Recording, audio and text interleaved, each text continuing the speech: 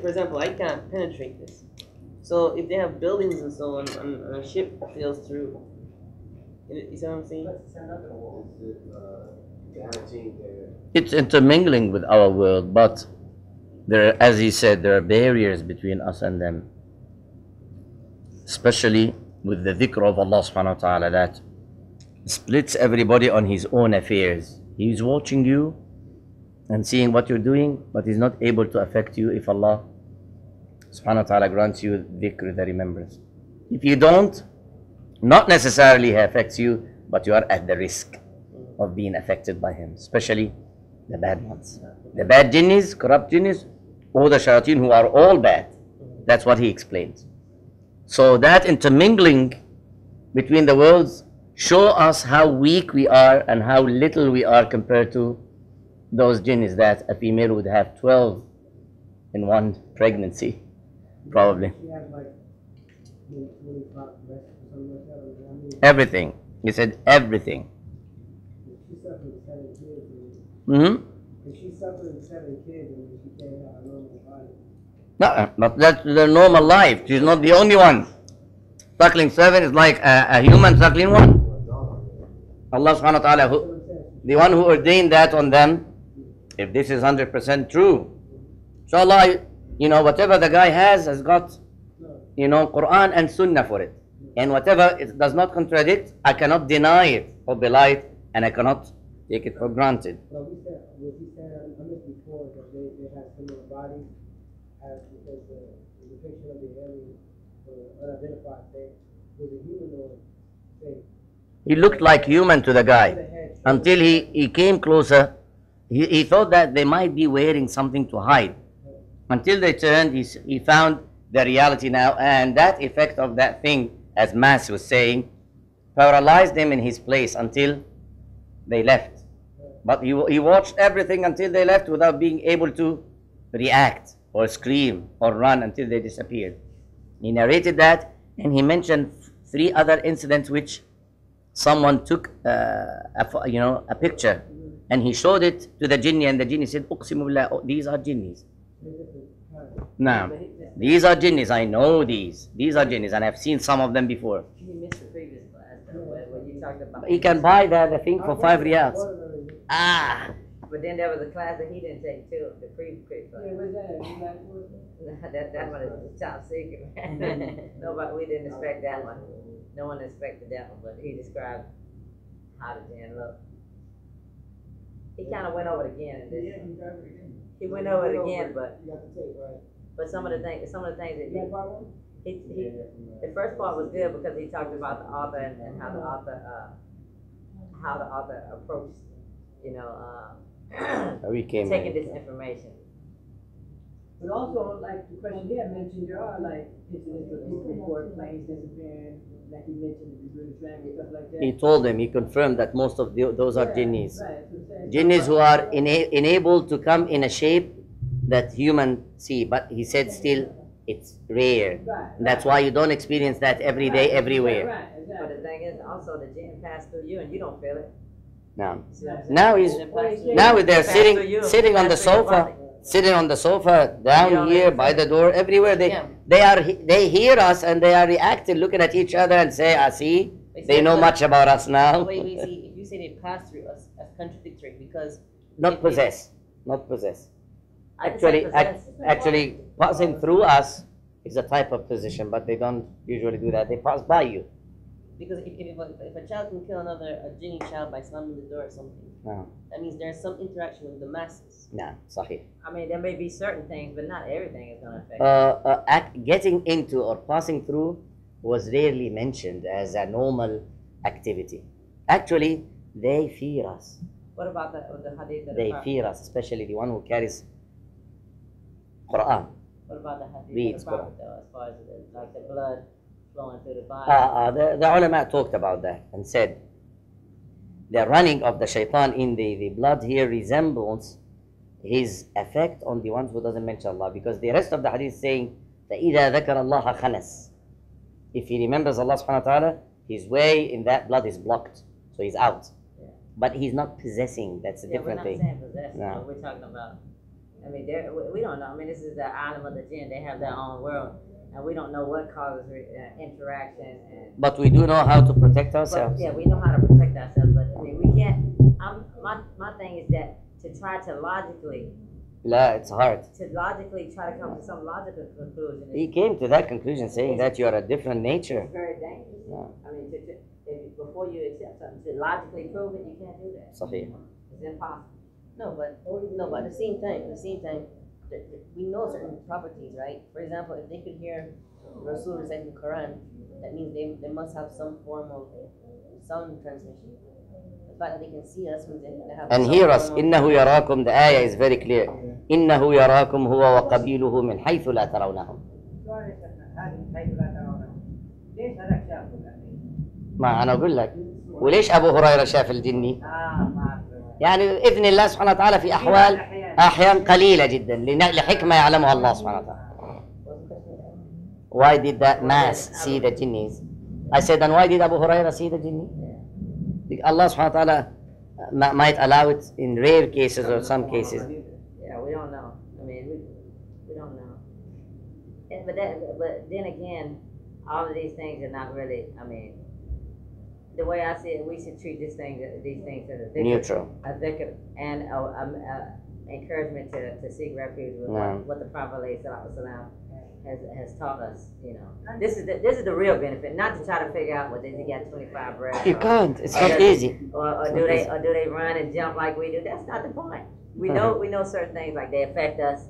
They can't have an effect on us.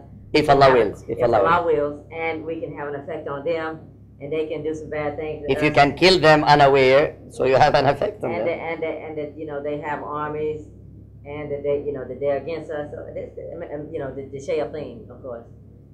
These are the things that we need to benefit from. Not so much as clinging to how many I got hanging from my ceiling or things like that. This is not the point. Is that it should encourage. I mean, it should make us aware of the reality of the world of the animal Jinn. I think one of the biggest questions is, do they have a whisper assigned to them as well? What? No, they do. لا قرين لا. No. If you mean a whisper or a whisperer, Whisper. لا, he didn't say that. He didn't mention that. You know what? Yeah, they might have. Did the guy mention like how he, wanted to get in contact with this guy, Mustafa? In contact with the rest of the jinn? How did he come to get the He mentioned that at the introduction of the book and said, "Forgive me from giving you the details. I can't."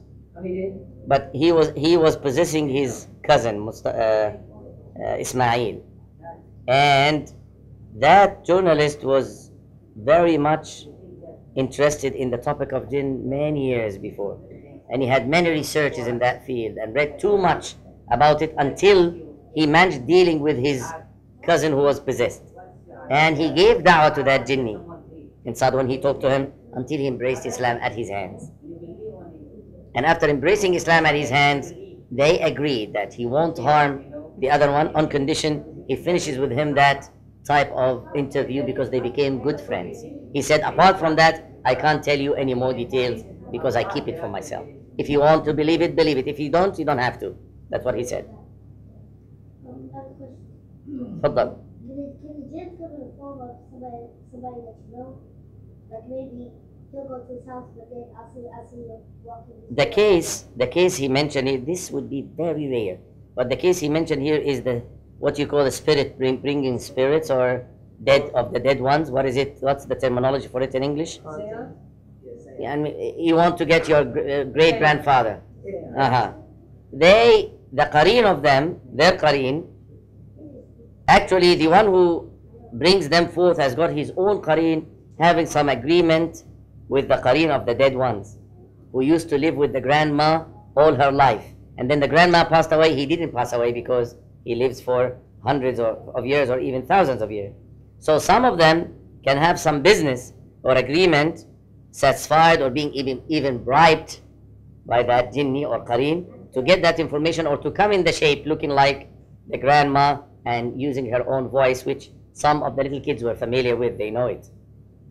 Because the grandma died, passed away when that boy was 10 or 11. He still can recognize her voice when she used to talk to him when she was alive.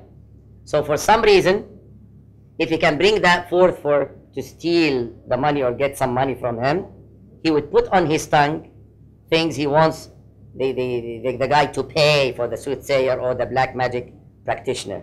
Most of it is what? Nasb, just absorbing the money of the people through these filthy ways.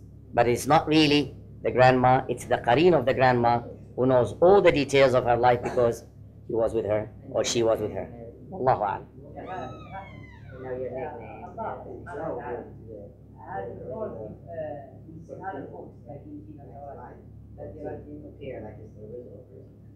We read about Jesus Isa alayhi salam coming to a possessed person and he ordered the demon to come out.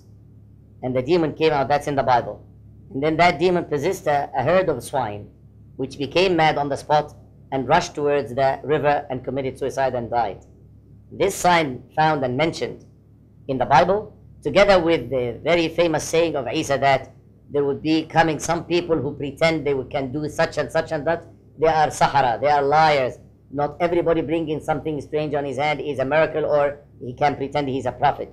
This is another clear saying in the Bible that Isa was warning against those who use jinnis or black magic to fascinate people and try to persuade Isa alayhi salam in the Bible.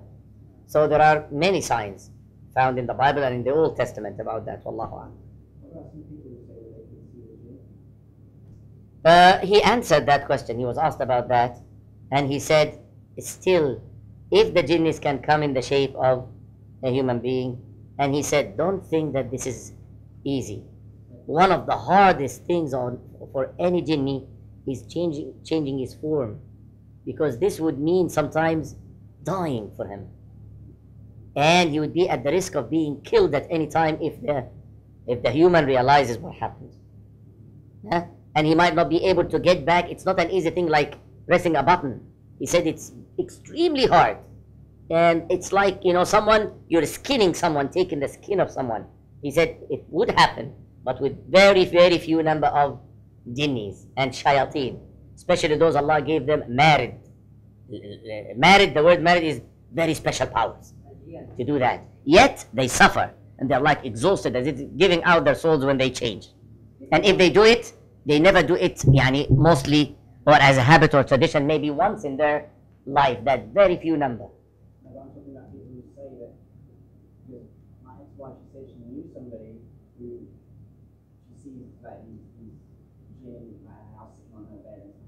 But how can she describe him? And how would she know he's a jinn? Yet it's not his real shape. He might have come in a different shape, which is different from a jinni as well. Yeah, this person. The food is ready. This person can see. Not everybody can see, but this individual, you can see them. If he's familiar dealing with jinnis, with magic, yes. He said something like that. If a black magic practitioner is so close and deep and devoting himself to that shaitan, a shaitan can appear to him in his real shape sometimes. He said so. So, if that relative was a non-Muslim, a Muslim, that's a different case. Allahu A'lam. I can't give fatwa about that. بسم الله الرحمن الرحيم قل أوحي إلي أنه استمع نفر من الجن فقالوا إنا سمعنا